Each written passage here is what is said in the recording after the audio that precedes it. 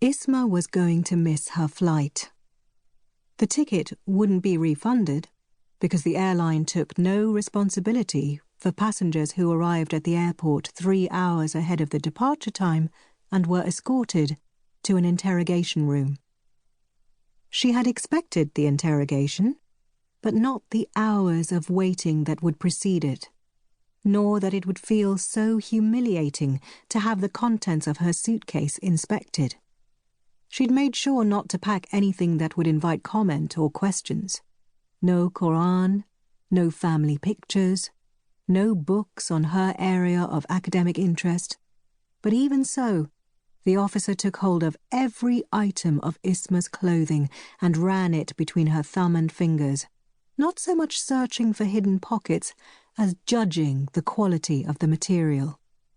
Finally, she reached for the designer-labeled down jacket Isma had folded over a chair back when she entered, and held it up, one hand pinching each shoulder. "This isn't yours," she said, and Isma was sure she didn't mean because it's at least a size too large, but rather, it's too nice for someone like you.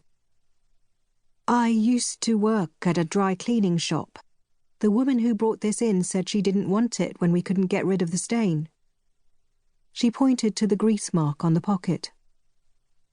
"Does the manager know you took it?" "I was the manager." "You were the manager of a dry cleaning shop, and now you're on your way to a PhD program in sociology." "Yes." "And how did that happen?" "My siblings and I were orphaned just after I finished uni.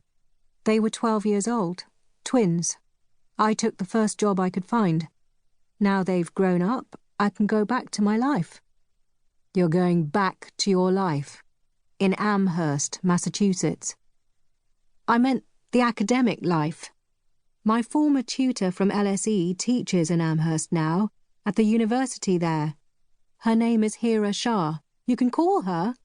I'll be staying with her when I arrive, until I find a place of my own."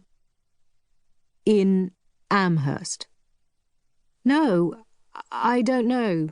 Sorry, do you mean her place? Or the place of my own? She lives in Northampton. That's close to Amherst. I'll look all around the area for whatever suits me best. So it might be Amherst, but it might not. There are some real estate listings on my phone, which you have." She stopped herself.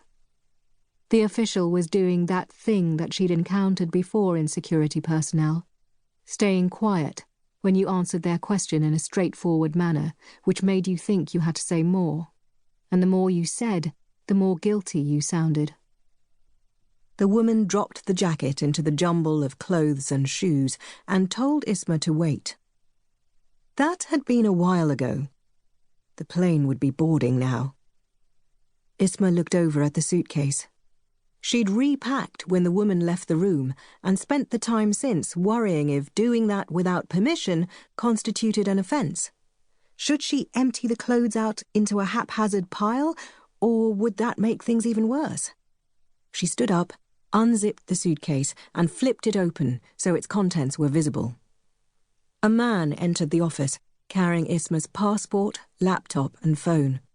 She allowed herself to hope, but he sat down, gestured for her to do the same, and placed a voice recorder between them. "Do you consider yourself British?" "I've lived here all my life."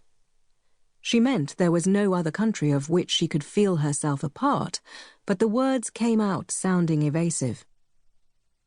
The interrogation continued for nearly 2 hours. He wanted to know her thoughts on Shias, homosexuals, the Queen, democracy, the Great British Bake Off, the invasion of Iraq, Israel, suicide bombers, dating websites. After that early slip regarding her Britishness, she settled into the manner that she'd practiced, with Aneeka playing the role of the interrogating officer, Isma responding to her sister as though she were a customer of dubious political opinions whose business Isma didn't want to lose by voicing strenuously opposing views, but to whom she didn't see the need to lie either. When people talk about the enmity between Shias and Sunni, it usually centers around some political imbalance of power, such as in Iraq or Syria. As a Brit, I don't distinguish between one Muslim and another.